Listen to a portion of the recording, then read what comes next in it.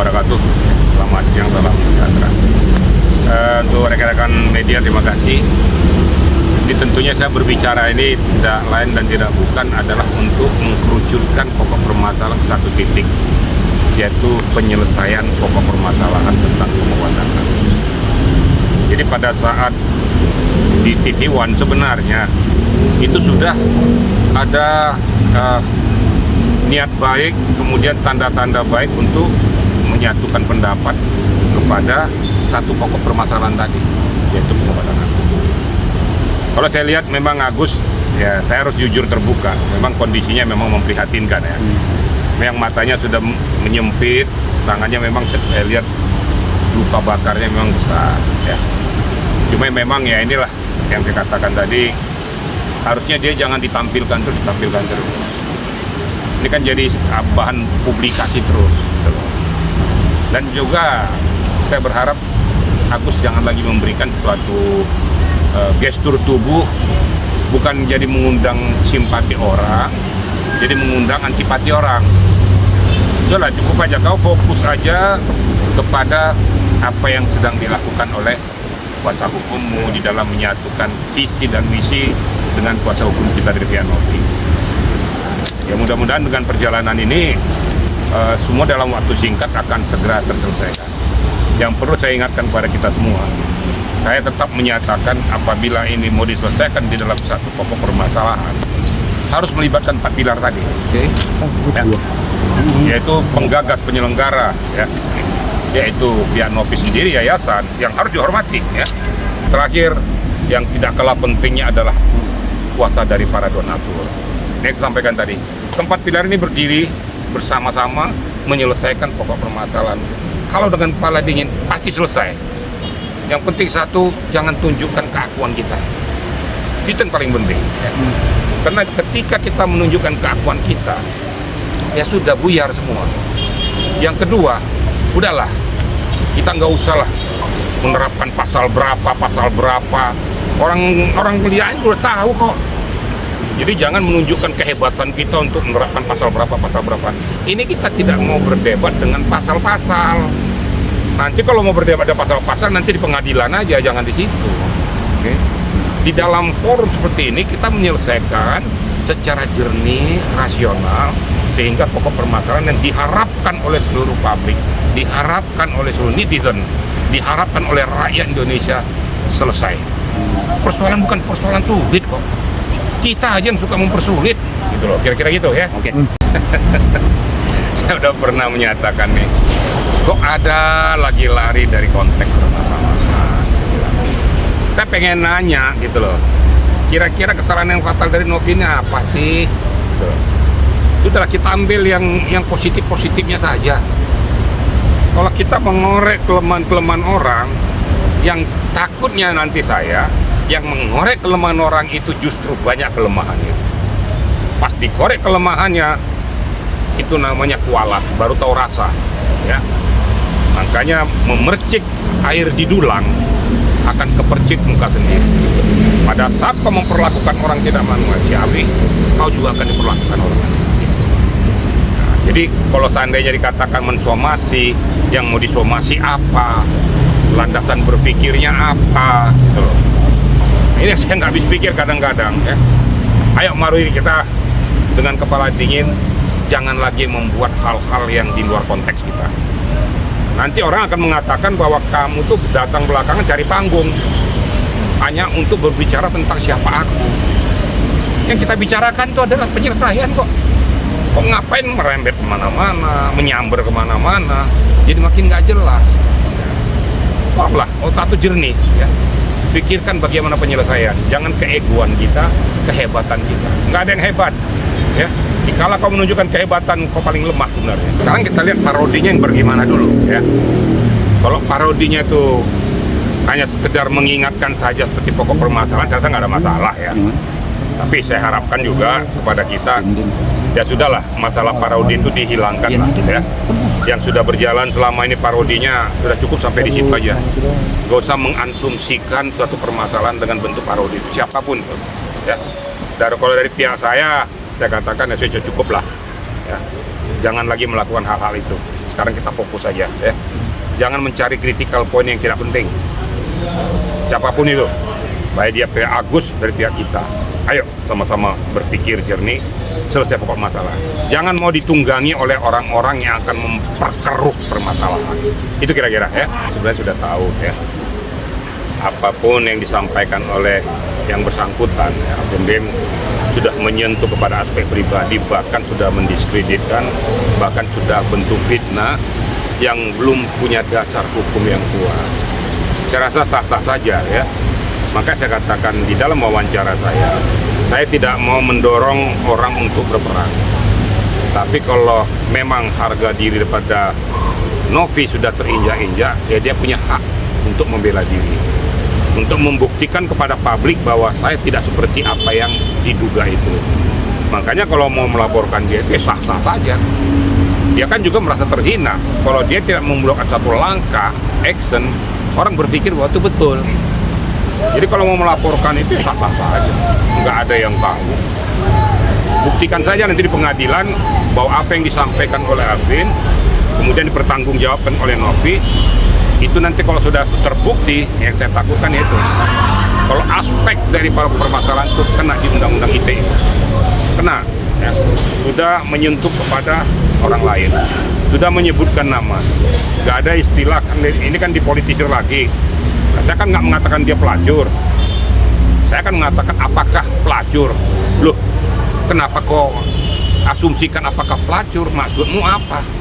Itu kan sama aja mengatakan bahwa berarti kok secara tidak langsung harta kekayaanmu berasal dari situ. Hanya untuk menguatkannya di dalam barikade hukum. Tapi indikasi itu udah kuat. Kenapa kok ambil critical point yang jelek itu pelacur? Kenapa kok ambil critical point itu yang narkoba? Kenapa kok ambil critical point itu TPPO? Saya rasa publik sudah bisa mencermati. Berarti tujuan kau hanya kau bikin lip service supaya seolah-olah itu disamarkan. Tapi kita kan sudah jeli masyarakat. Udah tahu. Tapi nanti kita lihat aja, nanti pada saat pelaporan itu tentu akan dianalisis oleh para penyidik menyentuh enggak kepada aspek Undang-Undang ITE di pasal 27 itu ya. Disampaikan kepada saya. Tapi saya masih memberikan suatu gambaran, tapi dari pihak Novi sudah siap untuk melakukan itu. Akan melakukan pelaporan ke Barreskrim Polri. Itu ya kita lihat aja nanti ya. Makanya saya katakan kepada kita semua, berhati-hatilah dalam berbicara. Jangankan Novi, saya aja juga disentuh ya. Saya aja disentuh. Untung saya dengan kepala dingin, saya waras. Saya pikir maka saya bilang yang waras ngalah. Diam itu emas. Tapi bukan diam itu tidak mencatat setiap apa yang kau ucapkan. Pernah saya katakan di media, mulutmu adalah harimau. Dikala kau salah menggunakannya akan memakan dirimu. Makanya hati-hati. Dulu juga seperti itu ya. Tolonglah, learning by doing. Pelajaran di masa lalu juga seperti ini juga, menyampaikan ungkapan-ungkapan ujaran kebencian. Kena. Ya. Makanya hati-hati. Ya. Saya nggak perlu sebutkan kapan waktunya, tapi saya tahu pasti, karena saya orang reserse. Saya tahu pasti itu di Barreskrim Polri. Saya tahu pasti sudah ditempatkan sebagai TSK. Saya tahu pasti sudah menuju permintaan daripada P21 di Kejaksaan Agung. Saya tahu. Tuh. Tapi saya diam. Tapi kalau diungkit-ungkit juga ya dengan segala berat hati akan saya angkat. Gitu. Yang minta maaf siapa? Novi. Apa dasarnya minta maaf? Loh, saya jadi lucu. Permintaan maaf daripada Novi Kaltun apa? Emang Novi bilang buat apa sama Alvin? Nah, lucu dong. Ya harusnya berlebihan mengucapkan itu minta maaf. Jangan dibalik-balik. Pokoknya disomasi. Jangankan disomasi, yang bersangkutan aja mau melaporkan. Bicara minta maaf Bang, tapi kan karena perkara benang merahnya aku sendiri, keterlibatan para netizen itu membuli buatannya sampai ke anak-anaknya Bang. Nah gimana Bang menanggapin? Ya kan saya katakan tadi ya, ada sebab ada akibat. Makanya jangan menunjuk orang ya dengan apa sia-sia. Pada saat kita menunjuk orang dengan sia-sia, ingat 3 dan 4 telunjuk tangan ini menunjuk kita, jari kita. Jadi kalau kamu lakukan menyakiti orang lain, jangan salahkan netizen berbunyi, kan gitu, berbunyi menohok kita. Jangan menyakiti orang lain. Kalau menyakiti orang lain pada saat berbalik semuanya menyakiti kita, itulah akibatnya. Hukum karma, kualat. Kita lihat, saya sudah sempat mengatakan kepada semua media, dikala saya dibilang saya gila, saya marah. Tapi kalau sudah 1000 orang mengatakan saya gila, saya perlu masuk rumah sakit jiwa. Itu analogi saya. Saya jabarkan sendiri netizen publik. Ya. Apa maksud tujuan kata-kata saya? Makanya, ya, lihatlah. Jangan kita menunjukkan siapa kita. Bahwa kita itu adalah manusia sama-sama ciptaan Tuhan. Nggak usah merasa kita hebat, nggak usah merasa kita berlebih. Karena kelemahan orang lain pasti dia punya kelebihan. Tidak ada yang sempurna kita. Itu kira-kira jawab itu ya.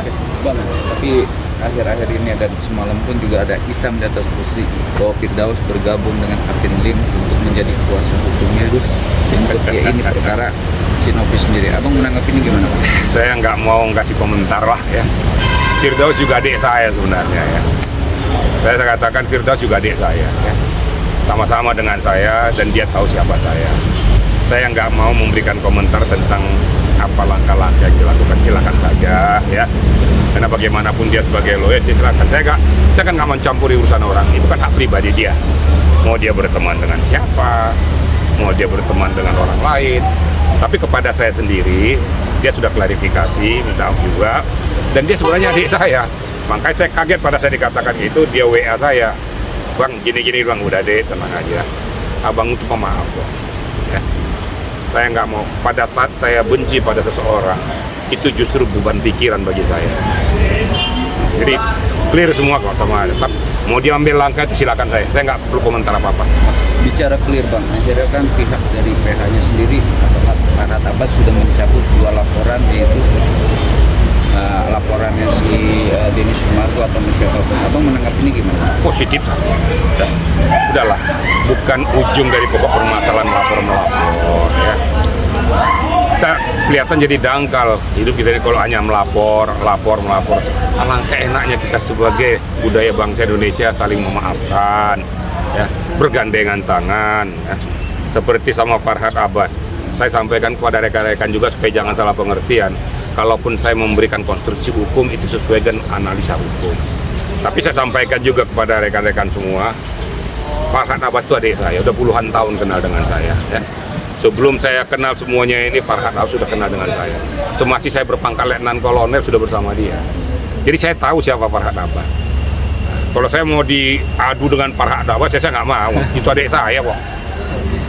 Ya paling saya bilang, udah lo diam-diam aja lo Bas. Nggak usah tanggapin orang. Lo kan tahu gue, gitu kan. Siap bang. Udahlah. Justru saya berharap dengan Farhad Abbas itu, ayo Dinda, kita selesaikan karena objek utama adalah Agus. Bagaimana caranya kita duduk bersama-sama selesaikan. Akhirnya kita berperang terus, kasihan objeknya. Jangan objeknya dipolitisir. Ini kan jadi objek, jadi kasihan. Objeknya nggak sembuh-sembuh, orang berperang dengan di luar konstruksi. Aneh kan? Muak sudah rakyat, ya. Udah bosen lihat kayak ginian tuh. Gara-gara apa bosan? Gara-gara kelakuan oknum-oknum tertentu hanya mempolitisir untuk kepentingan pribadi dan kelompok. Yang kita butuhkan adalah objek, kira-kira gitu ya. Bang, itu closing Bang. Akhir kemarin pertemuan perdamaian dalam tanda kutip kesepakatan untuk donasinya Agus sendiri, Novi sendiri berkomentar apa Bang? Dia sah-sah saja.